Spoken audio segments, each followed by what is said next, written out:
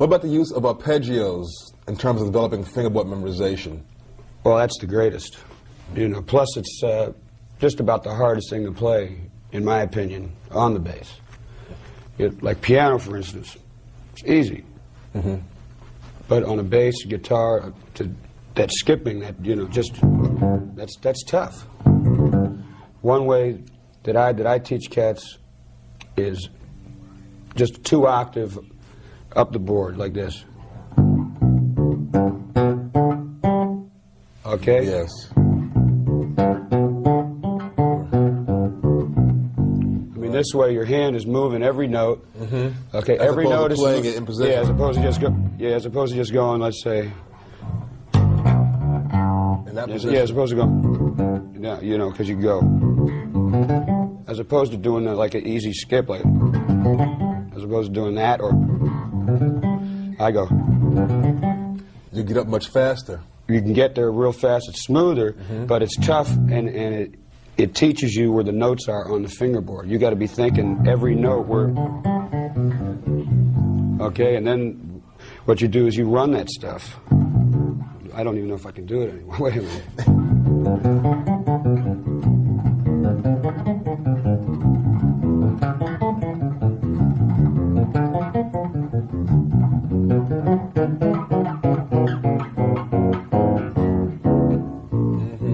Now, double stops is another thing I find is really helps you learn the fingerboard also. Well, because you have to think 2 notes at a time all the time. Multi-stops. Yeah.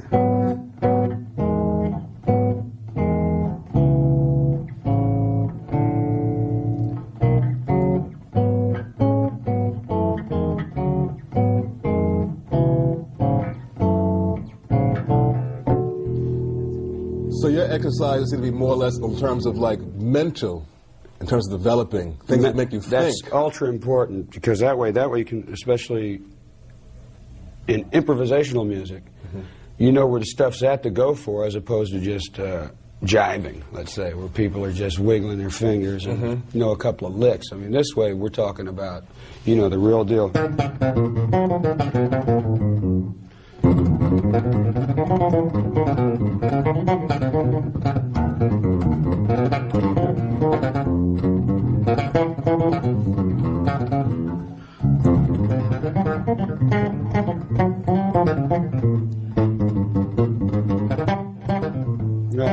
Yeah.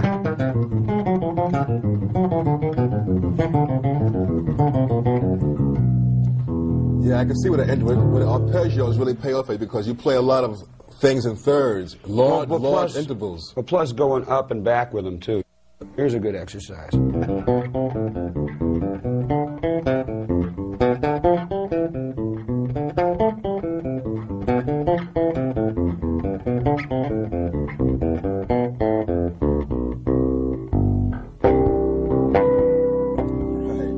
You know, so what I'm saying is, now all I did was go up in a major, you know, let's say a 7th what would you just call it? A chord. It's a arpeggio, a major seventh arpeggio. So it'd just be, let's say, because I'm doing everything in C now. So it would be C major, D minor 7, E minor 7. Come down F. F, you know. And then you go up on a G7, right? Then you come down on the A minor, up on what actually would be like, what do you call it? The dominant seventh chord, a G7 without the G in it. So you're using a diatonic use of the scale, playing the chords, but you're using it in a very musical way instead of going up, you know. Oh yeah, not making it a practice, make it actually, you know, make it musical. Exactly, that's very important. And it reflects in your playing also. Well, I always try to be musical, yeah. But, well, you know, sometimes it does. I hope not all the time, you know. But I mean, there's things to practice, you know.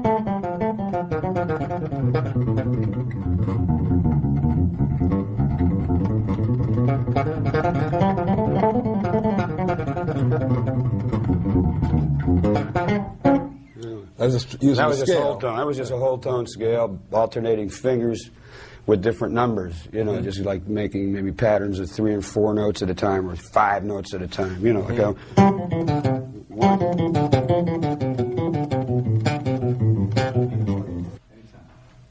I noticed that while you're playing, you vary your left hand position and technique. Can you explain a little bit of that?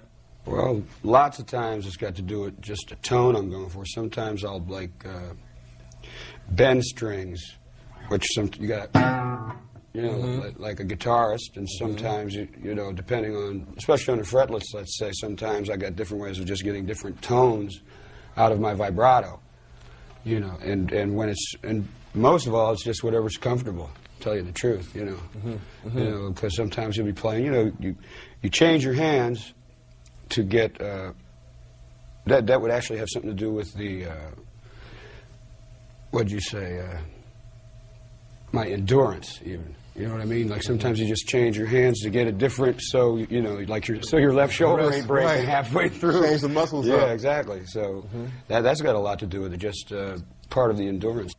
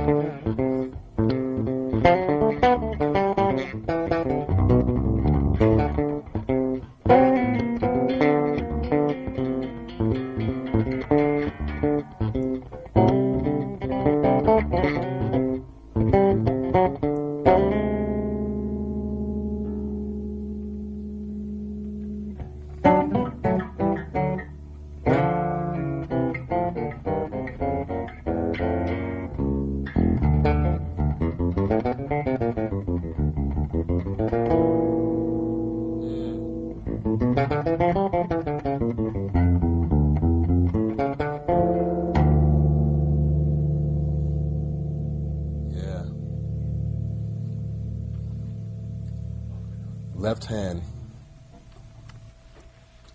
Now, of all this left hand execution, you're getting your sound, I know, from your left hand, but your right hand also amplifies the sound. I know sometimes you play in this area, high above, at the end of the fingerboard. You play over this pickup. You play here. You play here. You play everywhere on the instrument. It's like you play all the music. You play all the bass. You know, how does this affect the sound? What are you doing when you're doing this? What are you going for when you're playing back here? So, well, the main thing when I'm playing in the back is when I'm playing fast for speed. Okay, because needless to say, the string is not as taut here as it is here. So the main thing is this just doesn't move as much. So it's quicker. Up here, see that? Slower. See what I mean? Yeah. Back here, that's all the further I'm going.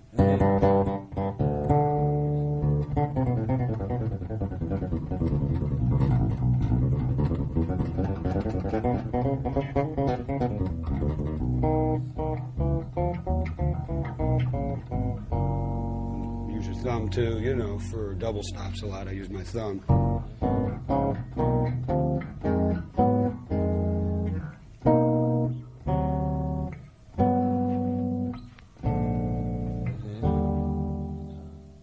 Up here, you get a more rounder tone. See? There's a harder. and when you're playing, what about picking technique? First of all, let's start at the beginning of picking. Okay. So, which is the hardest thing. It's just just alternating your fingers. That's the toughest thing with the right hand to begin with. You know, so.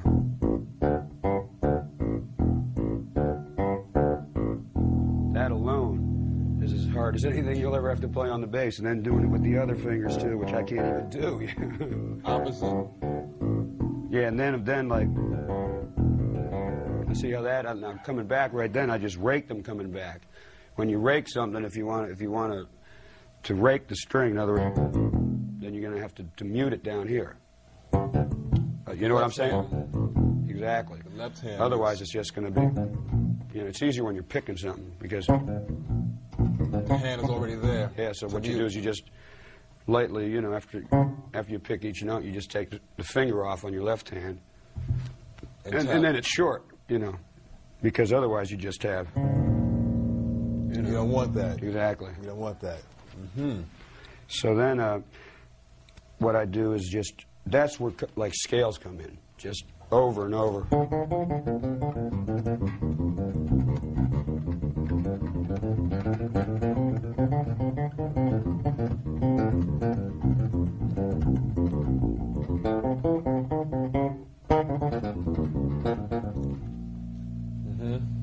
Now you're incredibly clean.